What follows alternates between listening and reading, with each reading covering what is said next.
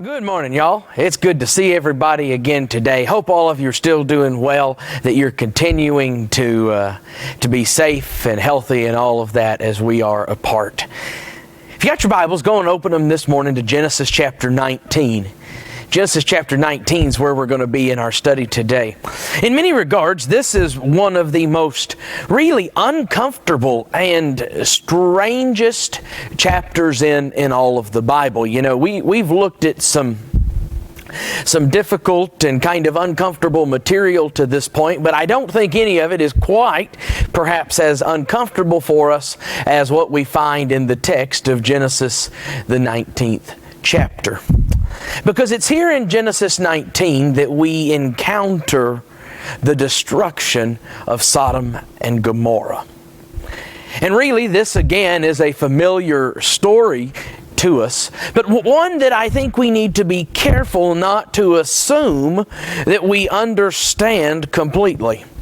In fact, I'll just tell you, as I've been studying and prepping this week, I've seen some things jump out to me in this text that I've never before seen, and about this story that I have never noticed from elsewhere in Scripture. And so I hope this morning, as we study the text of Genesis 19, that we can all approach the text with honesty and as we study the Word of God together. Well, when we ended our time together last week, God and Abraham were standing there looking out over the city of Sodom. And God had told Abraham that He was going to destroy the city. And through this process of negotiation that we discussed at length last week, God eventually agrees that if there are 10 righteous people, He will not destroy the city. But He had already sent the two angels who were traveling with Him on ahead of Him to the city of Sodom. And that's where our story picks up. There in verse 1, we find that the two angels came to Sodom in the evening, and Lot was sitting in the gate of Sodom. This is an interesting thing for us to understand. Based on archaeological evidence and historical records we have, in the ancient Near Eastern world, it was not uncommon for the gate of the city to kind of be a place like a courthouse, a community center, a town meeting place. It would have been where the prominent members of society gathered. And so as you come to the gates of the city, it's not just kind of what we think about like a flat gate. It would have been a much bigger complex. In fact, there have been some historical discoveries through archaeology and other things that have found other ancient Near Eastern cities with gates that had benches that would have been big enough to seat 15 people and things like that. So it was more than just a gate. It was a gathering place where prominent members of society would have been. And so it tells us something that Lot is sitting there. He had made his home in Sodom, and despite being a sojourner, which is going to eventually be thrown back in his face in verse 9, despite being a sojourner, Lot had risen to at least some prominence in the city. But Lot had apparently not lost his hospitality. Because when Lot sees these two guests come, he again doesn't know they are angels, but he does pick up that they are prominent guests. And so Lot shows hospitality that is described very similarly to how the hospitality of Abraham was described in chapter 18. He rises to meet them, he bows his face to the earth, and he invites them into his home. He asks them to spend the night, and he will wash their feet. When they eventually do get to his house, he's going to make them a feast and baked unleavened bread there, according to verse 3. Again, very similar to the hospitality shown by Abraham. Now, originally, the guests of the city these two angels were not going to accept Lot's offer to stay in his home. Lot knew that according to the custom of the time, by virtue of the time of day it was when they arrived, because it was already evening, he invites them to stay in his home. And they originally tell him no, but verse 3 tells us that he pressed them strongly. Presumably Lot understood and knew the kind of people that lived in his city. He knew the danger that was posed to the two visitors And so he invites them into his home, and when they refuse, he pushes them and twists their arm until they eventually agree. And so they go into the house of Lot, and Lot does indeed show them hospitality. But from there, you know how the story progresses. Before they went to bed that night, the men of the city, the men of Sodom, both young and old, all the people to the last man, surrounded the house. This is an interesting inclusion here in the text. It seems that what we are trying to get is, what we've been given is an emphasis here in the text. That it's not just a few men, but literally every man in the city.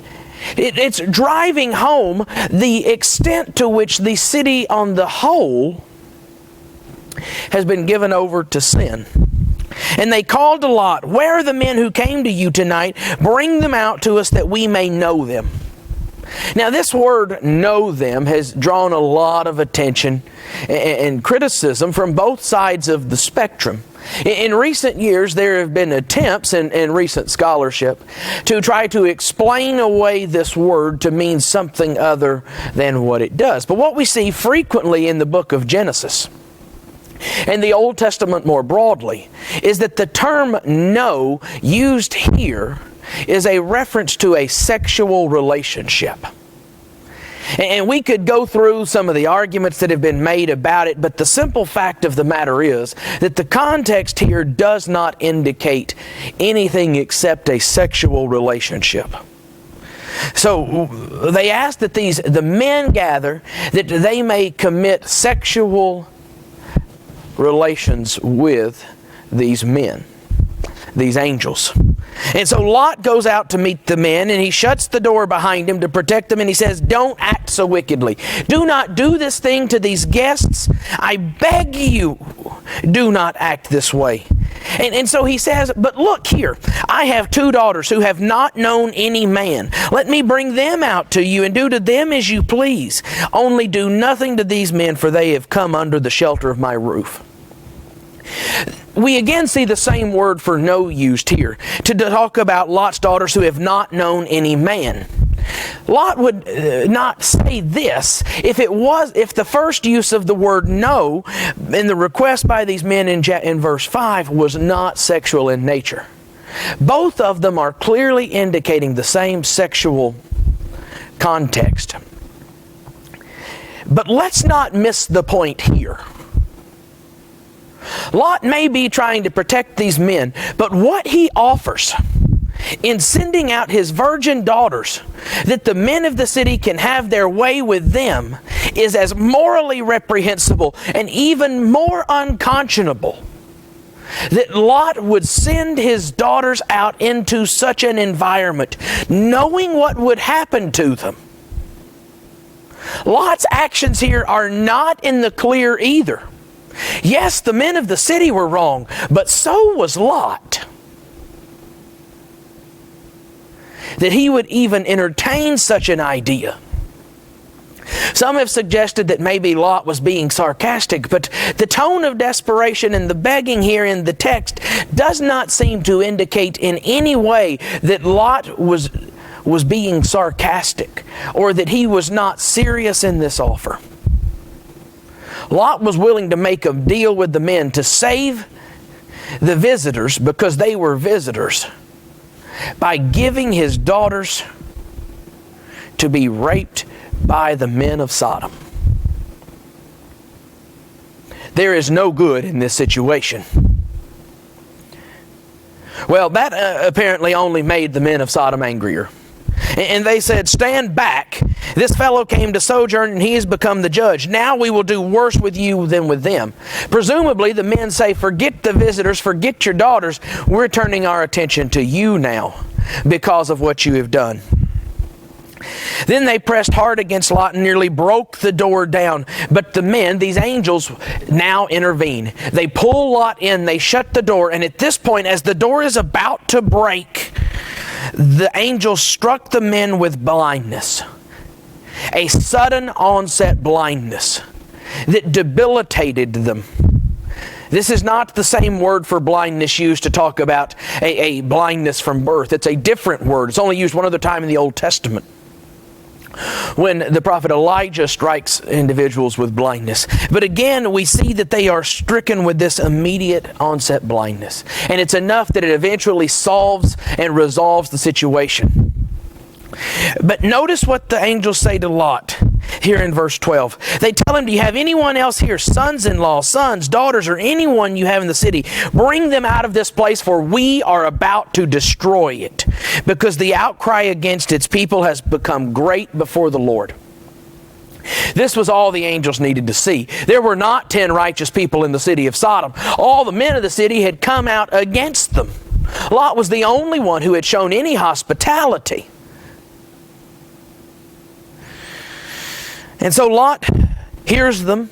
He goes to his sons-in-law, which the text tells us are his sons-in-law to be there in verse 14, which again, these were the men who were engaged to marry his daughters, again consistent with what we know about his previous remark about his daughters being virgins. And he tells his sons-in-law, let's leave this place, for God is about to destroy the city. But Lot just seems to them to be a crazy old man. He seems to be joking.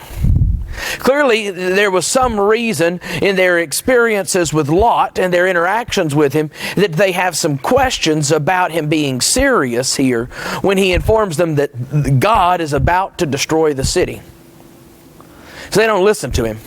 Meanwhile, Lot himself doesn't seem to be taking this encouragement and this instruction from the angels very seriously either. Because verse 15 tells us that as morning dawned, they told them this in the middle of the night, and Lot is still there when morning dawns, and it says the angels urged him again, saying, take your wife and your 2 daughters, lest you be swept away in the punishment of the city. But he lingered.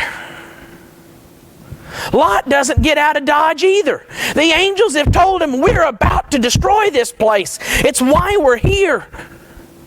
And Lot does not get in a hurry. You would think that when an angel of the Lord comes to you and says, I'm about to destroy this place, you might have a sense of urgency. But Lot doesn't. So finally, the men seized him and his wife and his 2 daughters by the hand, and the Lord being merciful to him, they brought him out and set him outside the city.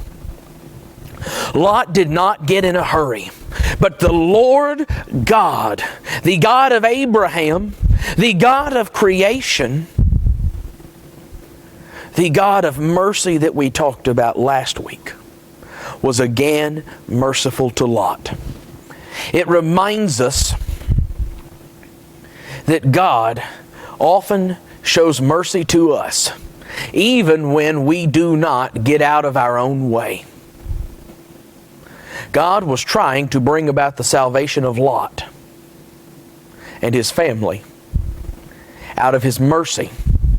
As a kindness to his servant Abraham is the end of, as we'll see in verse 28. Verses 27 and 28.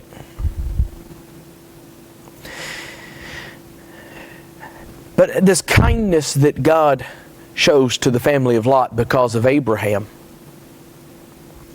God saves Lot even when Lot was trying his very best to be slow and not show urgency in accepting the salvation of God. Our God is indeed merciful, even in His judgment. Well, they eventually get the angels eventually get Lot and his family out of the city. And you know what they tell them. They tell them to flee to the hills, do not turn around, do not look back, but go. And again, Lot doesn't seem very interested in this, because here, he says, yes, you have shown me great kindness in saving my life, but I can't escape to the hills. It's simply too far. It's too tough. Disaster might overtake me. Bad things might happen. I might be destroyed before I get all the way out to those hills. So let me just go stay in this little city that's a little closer, the city of Zoar. And the angels say, fine, go to Zoar. We will not destroy that city because you are there, but go. We again see Lot looking bad over and over and over. Lot here does not look like a very righteous and faithful individual, which again might not be much surprise, given that he chose to cast his lot in the city of Sodom, leaving behind the promise of God. Well, from there, we see that as they are headed out, God does bring about destruction. Verses 23 through 25 walk us through that destruction as they show us that God brought destruction through fire and brimstone, with sulfur and fire brought by the Lord out of heaven. There have been some who've attempted to scientifically explain how these cities might have been destroyed. But the reality is, when we try to physically explain that, it distracts us from what the text is reminding us of. The text here says this was not a physical thing, this was a God thing. We're reminded here that God destroyed the city. It was an act of God that brought about this destruction, not something physical. We also see that God is just. That God brought about the destruction and the judgment of the wickedness in the city, because God is a just God. We also see that the destruction was total. In fact, we don't even know where the cities of Sodom and Gomorrah were today. There's some speculation that perhaps they were on the southeastern side of the Dead Sea, based on some natural resources and other things and some irregularities in the depth of the sea there. But even that's speculation. We simply do not know where these cities were, and that is a testament to the total destruction that God brought. But we see here in verse 26 that as Lot and his family are leaving, his wife looks back. Something they were very explicitly told not to do. Lot's wife looks back. But sometimes I think we have this idea that she just kind of glances over her shoulder at looking back at the life she was leaving behind as she was en route to somewhere else.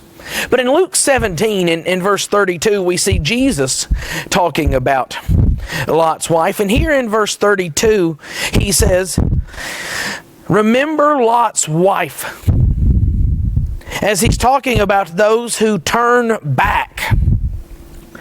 "Likewise, let the one who is in the field not turn back. Remember Lot's wife. Whoever seeks to preserve his life will lose it, but whoever loses his life will keep it."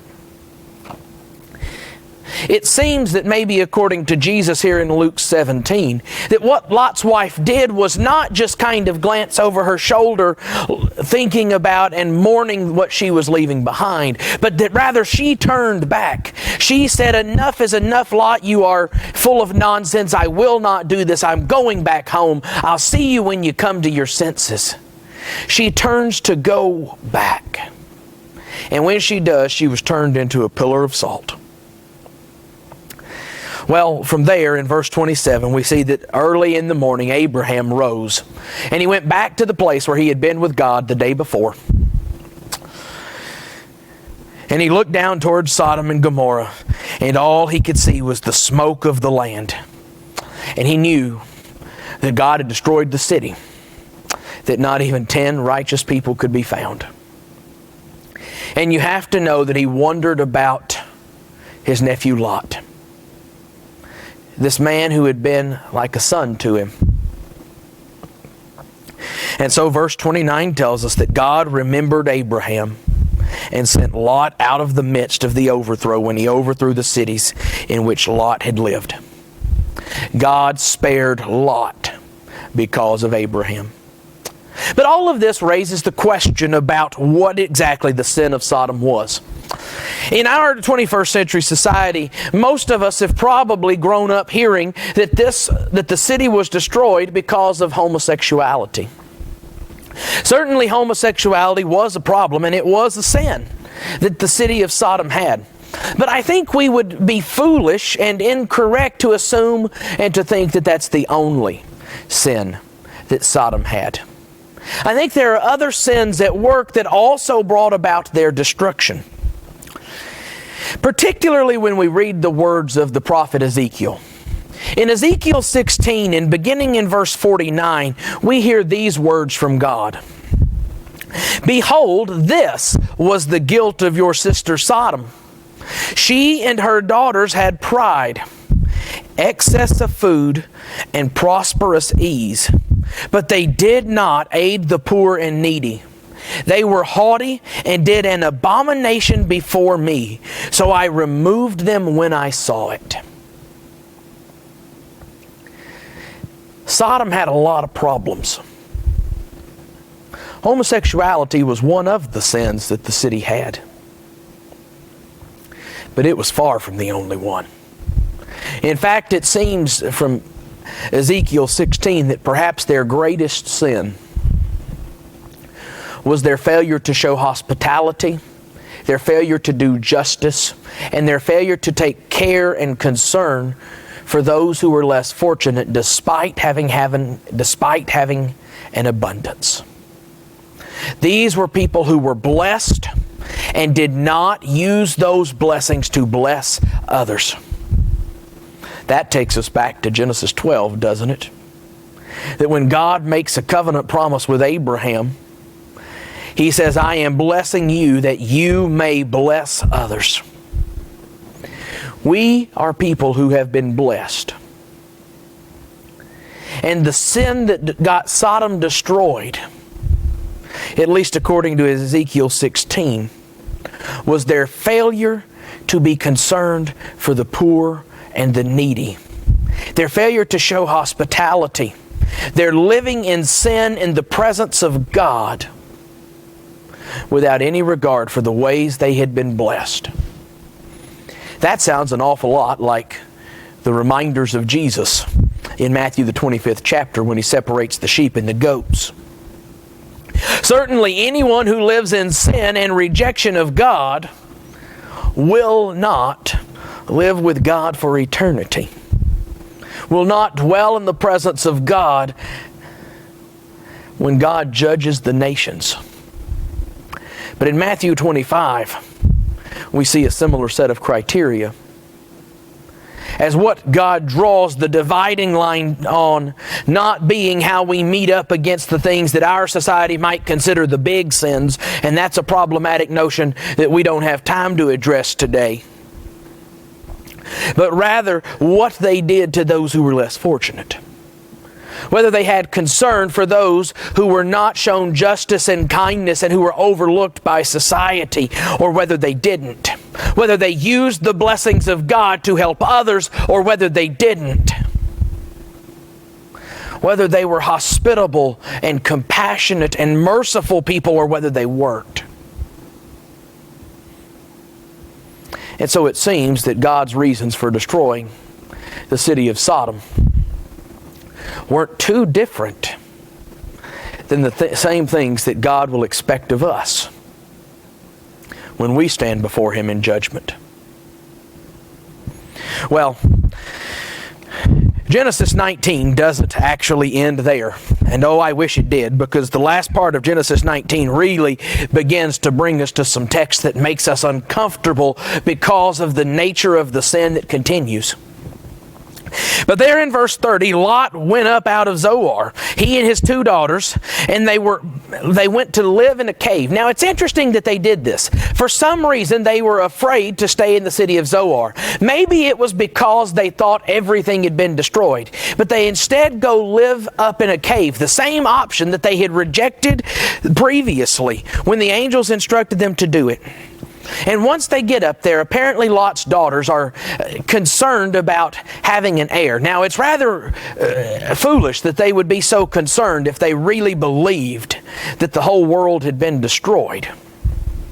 But in verse 32, they say, "Come, let us make our father drink wine, and we will lie with him that we may preserve offspring from our father." The 2 daughters of Lot concoct this scheme to have sex with their father, to get him drunk, have sex with their father, that they may become pregnant and have children. There's no way around this. The daughters understood that what they were doing was morally reprehensible, but they did it anyway. It's clear that they knew it was wrong because they realized the only way they were going to be able to do it was to get their father drunk. But that's the plan they agreed to. That's the plan they go along with. And both daughters do it. And verse 36 tells us that they became pregnant by their father. And the firstborn bore a son and called his name Moab. And he is the father of the Moabites to this day. And the younger also bore a son and called his name Ben-Ami. And he is the father of the Ammonites to this day. The Moabites and the Ammonites, as you should know, are both groups that Israel will frequently come in conflict with. But they are going to be a little bit different because in Deuteronomy chapter 2 and verse 9, God says these people should not be destroyed. Why does God not allow the Moabites and the Ammonites to be destroyed? Because, again, Abraham. God spared Lot and his family because of Abraham. And so God will spare those peoples too. Because God is a God of mercy. A God who is faithful to His promises. And with that, chapter 19 comes to a close.